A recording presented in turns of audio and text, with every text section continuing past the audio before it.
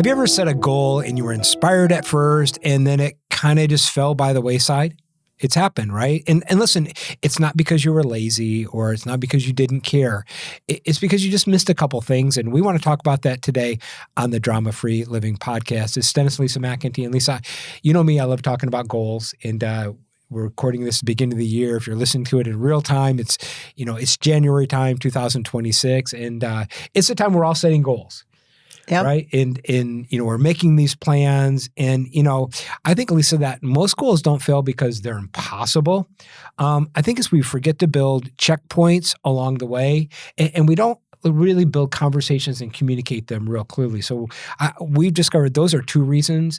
The other two reasons, we just recorded a previous podcast last week, so you can watch it and go back to that podcast, but we want to kind of continue the conversations really about why goals aren't working and how to fix it. So when you're getting ready to set up your goals for this year, or just figuring out, okay, how can I make this the most successful year yet for what I actually want to get? Whether you're a goal-setting aficionado or you just have some things that you want and you're the anti-goal-setting movement.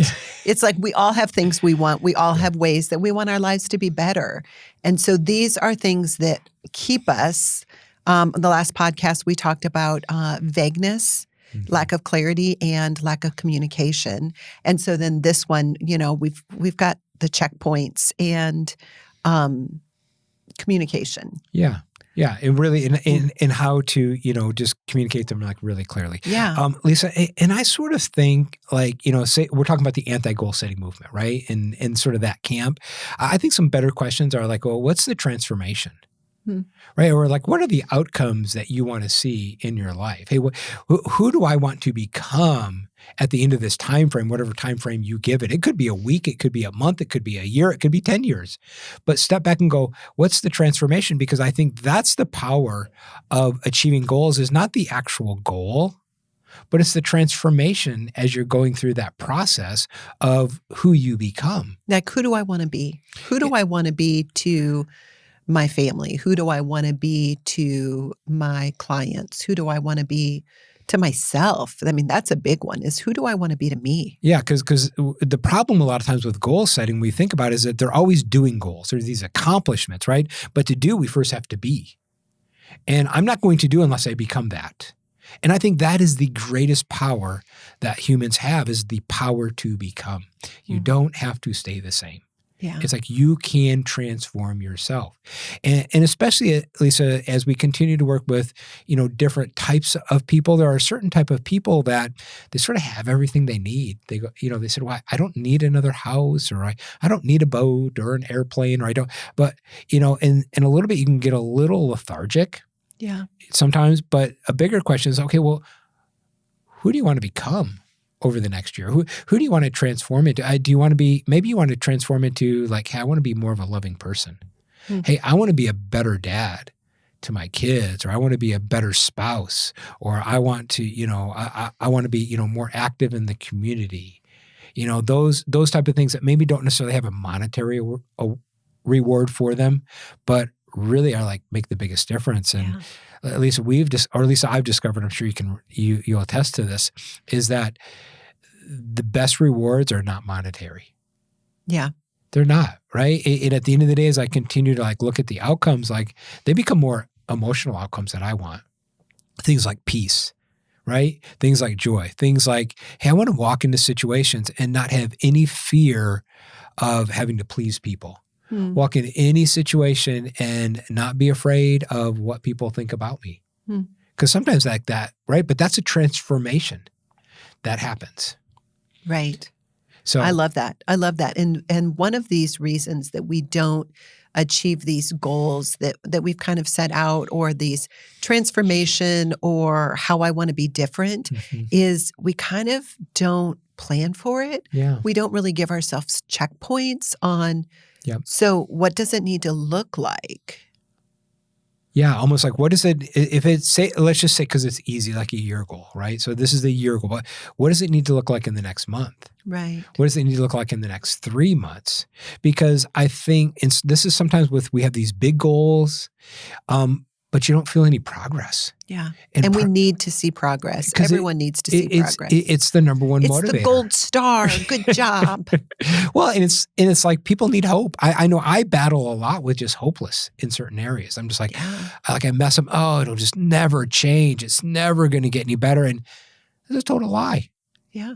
Right. And I don't step back and see, well, you know what? Yeah, I'm not where I want to be, but man, I'm a long way from where I came. Yeah. Right. And you had this idea of like, you don't eat steak in one bite. Right. Otherwise you get sick. Yeah. Yeah. So, you sit down for this amazing, prime rib that just is so thick and juicy. It's a 12-ouncer. I'm getting hungry. And you sit down with it and you don't like open your mouth and shove the whole thing in and just swallow it. And you try to do that and you're going to get sick in so many different ways. But it takes 30 minutes, an hour if you're sitting down for a nice dinner with friends to eat that bit by bit by bit, to chew it, to be able to digest it so your body can handle it and process it. You don't just like shove the whole thing in. And that's how it is with transformation and the things that we want and goals. Yeah. We have a kind of a funny story about that. Yeah, share that because this has cracked me up. A family member that we know, when he was young, I think he was like kindergarten-ish, I'm not sure. Yeah. And he was talking about he loved these little pears, the pears that came in the jar. And I think they're like quartered. So you think of canned pears that are like quartered. I'm sick already because I hate canned pears. And I actually loved them. Oh, I cannot eat that. And he had several cans of them, apparently, if I remember the story right. And when he was little, he had those and he threw them all in his mouth and literally swallowed them whole, these quarter-sized pears, just what kind of throat is that? Like multiple cans of quartered pears.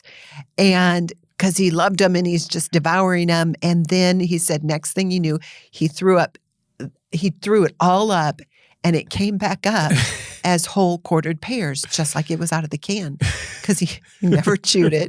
And somehow it never got broken up. And it's because the body, we're not made to handle things that way. We are not made to just slide things down our throat because we need them in bite-sized pieces. That's how our digestive system works. That's how our life works. That's how transformation works, because it's just going to make you sick and it's not going to give you any nourishing value.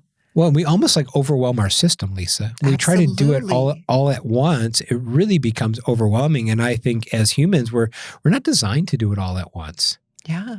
Right? And the problem is I think our eyes are bigger than our stomachs.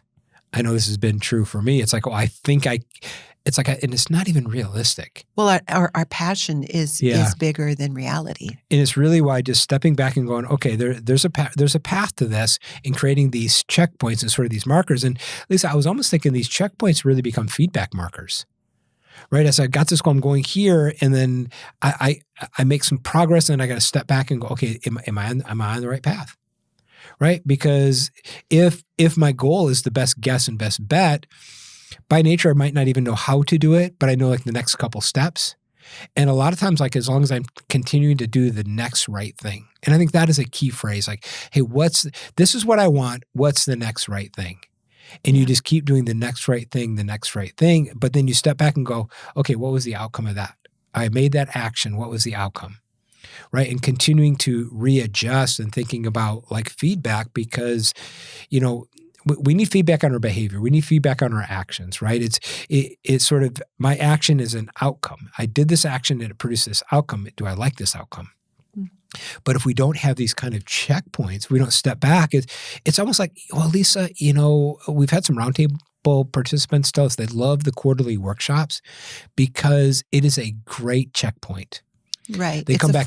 It's a forced stop. It's a forced stop. It's a forced evaluation of, okay, how am I doing and what do I actually really want?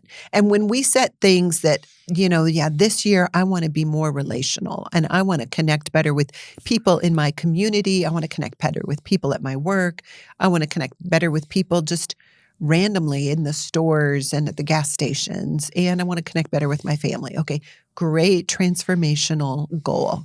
But what are the checkpoints? So maybe I can get through, this week and I did great with my family, but boy, I just kind of really sliced and diced the people at work. Okay, so, okay, how did I do? And then kind of going through it's like this month, next month, if that's really what my focus is, then writing it at that top of that journal page or the top of the month of the calendar, being like, connect with the people that I work with, connect with humans, and go through and be like, okay, how am I doing? Just what's a little check-in? How am I doing? Well, I think checkpoints give us a dose of reality too, right? Because I think it's going to be one thing. So the best dose of reality, Lisa. So I remember my first half marathon that I ran. Like, so we're in the corral. Okay, we're getting ready to launch it, and the announcer comes on. It's like a couple minutes before they're going to start the button. He goes, okay. He says, how many people here? This is your very first half marathon. And I raised my hand with like a couple hundred other people. It was maybe half the people was their first half marathon. He says, okay. He said, if this is your first half marathon, here's what's going to happen. I said, okay, what's going to happen? He said, you're going to get to mile marker 10, and people are going to tell you you're almost there. He said, that's a lie. He said, then you're going to get to mile marker at 11. And people are going to say, you're almost there. He said, that's another lie. He says, you're going to get to mile marker 12 and people are going to say, you're almost there. It's another lie.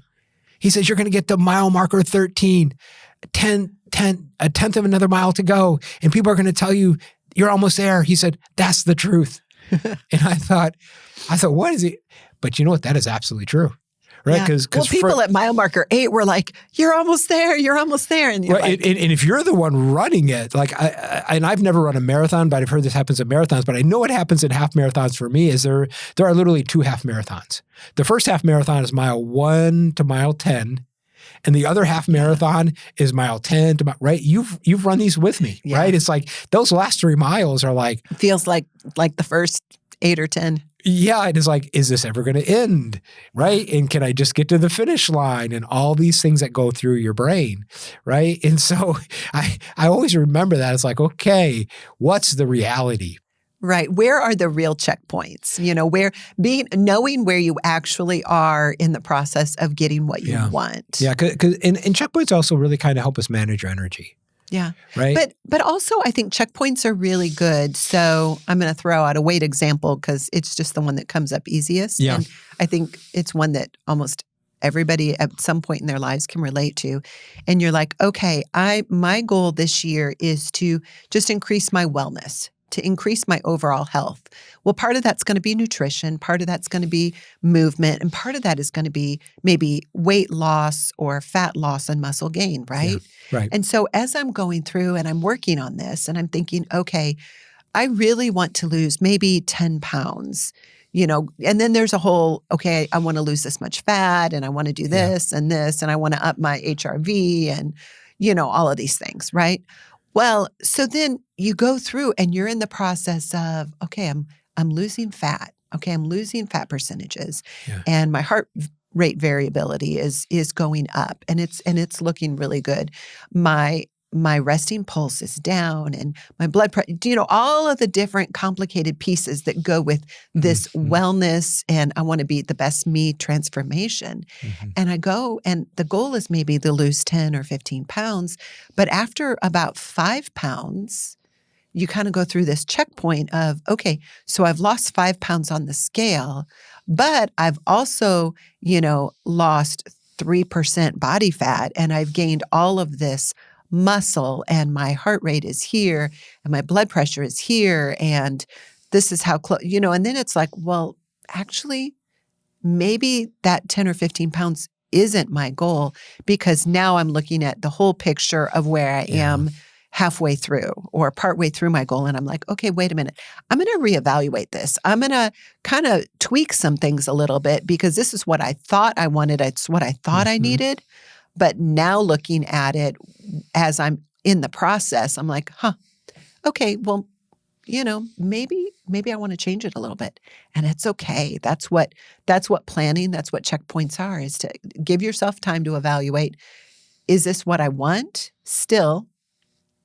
Is this what I need? And does it need to change a little bit? Because let's face it, if you have a specific goal and all of these very detailed things, and it's like, you fail if you don't get it, you're going to fail, because we're not robots. We're not computers. We're not going to follow the code, Yeah.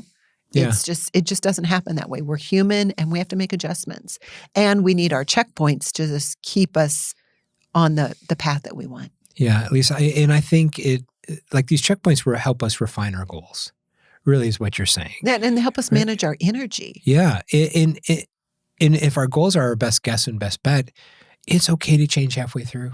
It is, right? And so I just want to encourage everybody to give yourself some grace, right? Don't be so hard on yourself. It's about the transformation. Because I've seen this with, it's just because weight loss is something everybody kind of talks about, is that, I wanted to see a certain amount of pounds down.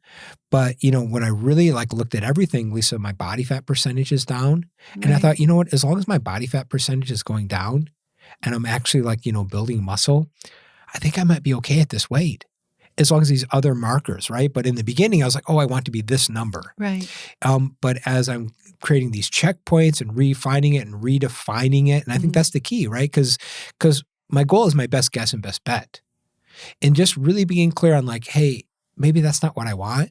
And just giving yourself some grace to let go. So this whole idea, so let's create some checkpoints.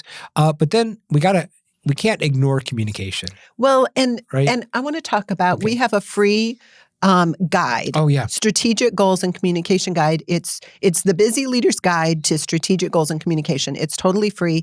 It's like an 8-page download, and it talks about all of this stuff. It's to help you figure out, okay, what do I want for this year, this month, this quarter, this decade, or next half decade, and it talks about the 4 reasons goals fail, 12 questions to help you set your goals. And then there's a communication skills checklist to kind of go along with it. But the questions are just fabulous. It's like, figuring out, okay, what's going well? What do I want to do differently? And just really helping you evaluate based on past experience and what's happened last year or this last 5 years, what do I want differently? What personally do I want? What do I want professionally? And it's like, if I could be excellent with just one thing, what would it be? So these are questions just to help you really clarify, okay, what do I really want? What really deep down is important to me? And then through that, being able to set, okay, based on kind of this self-evaluation, this is what I'm going to go for. And this guide is just going to help walk you through it, and it's free. So please just take advantage of it. Yeah. So it's going to be in the show. It's going to be the link in the show notes. So just click on it, grab it, and it's yours.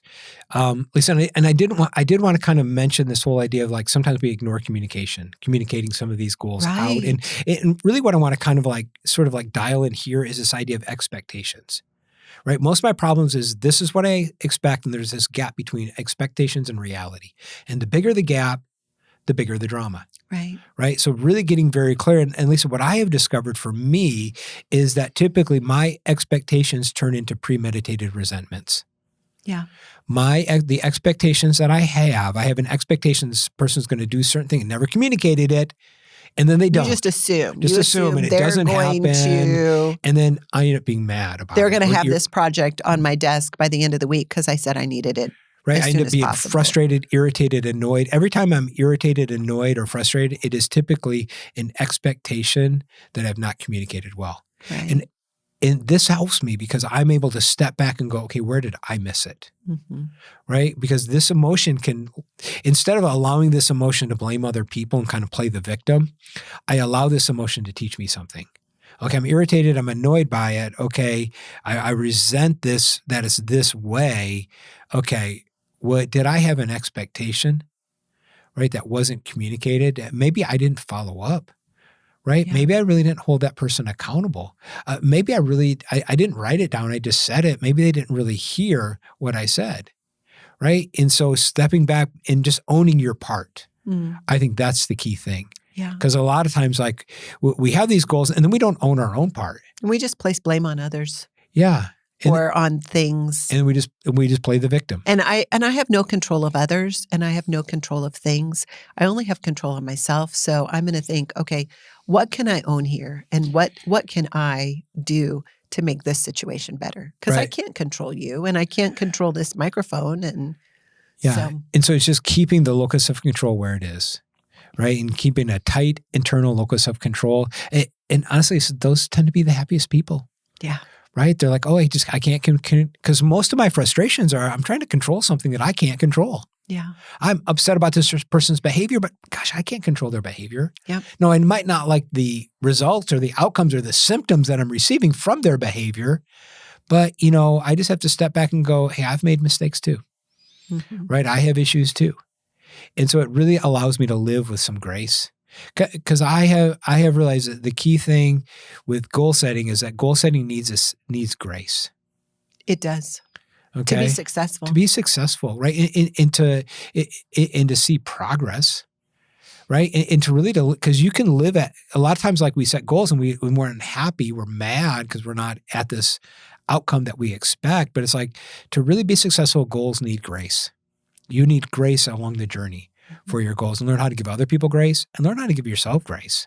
Yeah. And along that is asking for feedback, asking someone else, hey, how am I doing? How are we doing? Do you have any input? Do you see any holes here that I'm missing? And any ways that maybe I should tweak it, or this is what I think I want, but is it what I actually want? When I think getting really good at just asking for it, right? Because and being okay with what somebody else is giving us the response, what their feedback is. Yeah, and this really takes a really good emotional boundary. Yeah, because you can get defensive easily. Yeah, it's like you take it in and you personalize it, and the problem. We're like, wait a minute, that is not what I meant. Well, okay, it's maybe what somebody heard. Yeah, and really, it's like when they're giving you feedback. It could not be true or reality, but it's their experience of it. Yeah. And we want to value their experience that we're hearing, right? And it just allows us to see these things from a different angle. And many times we don't see them at a different angle because, gosh, we're so focused on us. I'm so self-focused that I can't see things at a different angle. And then I'm never making progress because I'm just focused on me instead of looking at this and going, okay, how else could I look at, hey, we just had this conversation in the car. I just explained to you just a situation. And I said, I just need you to give me some different perspectives. Am I seeing it clearly? Right? Hey, can you come into this? You're going to come into a conversation with us later today. And you said, well, what's the value I bring? I said, Lisa, I just need your perspective. Because I know I'm going to see it a certain way. Right. Right. And I know I'm going to see it a little bit self-focused because I know Dennis. Right? You're just going to see it through your lens. See it through my lens. For the lens of your experience, of your history, of your own internal communication. Yeah. And this is why we need to communicate our goals, right? And we need to really refine this communication. It clarifies expectations and it continues to give us feedback. Okay. So we also really need to celebrate progress.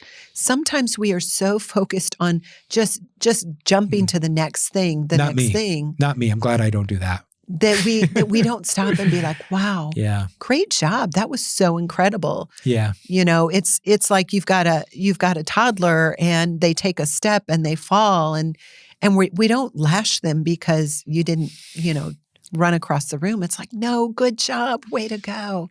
And it's like, sometimes we need to treat ourselves that way. It's like, yeah, way to go. You moved that project forward that little bit. And that's actually something to celebrate because it took effort, it took time, it took energy, it took collaboration. Good job. Pat yourself on the back. Way to go. Yeah.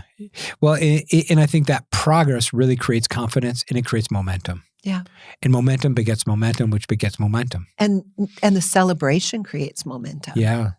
Yeah. It's almost like, it's a habit, it's a lifestyle. It keeps us going when things get tough. That celebration keeps us going. it's like that. Yeah. I love it. Yeah, I'm so awesome. And then I think the other thing I'm thinking about is that creativity comes out of these conversations. Right. And when I see it from a different angle, it's like, oh. Right. When we're communicating these things to other people. Yeah. Yeah. Right. You know, and a lot of times like we're not creative because we're not having the conversations. We're keeping it all to ourselves. Yeah. And at the end of the day, it's like, I don't have all the answers. You don't have all the answers. And so I need to get my thoughts into somebody else's brain. Right. It's like, I want to utilize everybody's brain. It's like we've had these conversations with our team, because a lot of times they were like, well, just tell us what you think. It's like, I already know what I think, right? It's like, it's helpful. But they don't know what you think. Right. So it is helpful for them, for you to tell them what you think, but it's also helpful for them to tell me. And for the group, for everyone just to kind of weigh in. But there is something to be said for whoever is the top dog in the conversation, whoever's the leader or the highest up, to speak last, because their perspective and their opinion is weighted the most. So the table group talks about, like with Working Genius, whoever is the highest person in that group, their genius counts twice. It's kind of the same thing with ideas and concepts, and is that if you're the boss and you're the one leading the meeting, your opinion on a certain matter is going to be what people are going to tend to go with. So what we do is we get everyone else at the table, their perspective and their idea. And so then the person that is the highest up in the group, they're the last one, because sometimes that can stifle other people's perspectives or opinions or creativity.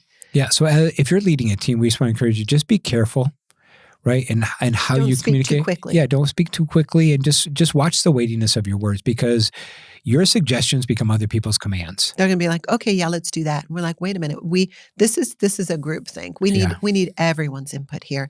And really, when we have these conversations, it helps to keep our goals top of mind. It helps keep us focused, whether or not it's just my own personal goal on what I want for my wellness, and talking about it with family and friends and at work, or if it's our goals for in our company, when we come together for our team meeting and we go through our goals and we're like, okay, these are our goals for the quarter. There's a reason that they're a line item in the meeting agenda, because it helps keep us focused. Because without that, we would just talk all over everywhere. It's the same thing in a meeting. It's the same thing in life. Yeah. Yeah, it's good. So this week, well, one thing I'm going to do, Lisa, is I'm going to take out some of these goals and I'm going to create some checkpoints. Okay. Yeah, that's what I'm going to do. That's my big takeaway. And I want to encourage the audience, like if you're listening, listen, sit down with your goals and just create some checkpoints. You don't have to create a whole plan, but just create some checkpoints for each goal and then share them with somebody. Share them with somebody that can help hold you accountable. Lisa, what's your takeaway from today? I think that it's just communication is so important, and just talking about what's important to you and what's important to me, and being able to really even just our goals and communication, our strategic goals and communication guide, just the evaluating, okay, what happened previously, and just kind of going through and writing down the answers to the questions, and okay, what do I really want? And what would be the most important thing for me right now? And going through and evaluating, okay, what is it that I truly want? And going through those questions and figuring out, this is where I'm at currently at this point today. What do I really want for the next month or the next quarter or even for the next week? Yeah. So we want you to download the Strategic Goals and Communication Guide. It really is your roadmap to your roadmap. It's your personal not ours. It's your personal roadmap. Yeah. And so take it. It's yours. Walk through the process, walk through the tools. And I think you're going to be amazed at what you discover about you and what you really want. So it's been fun, Lisa. Yeah. We'll see you next time on the Drama Free Living Podcast.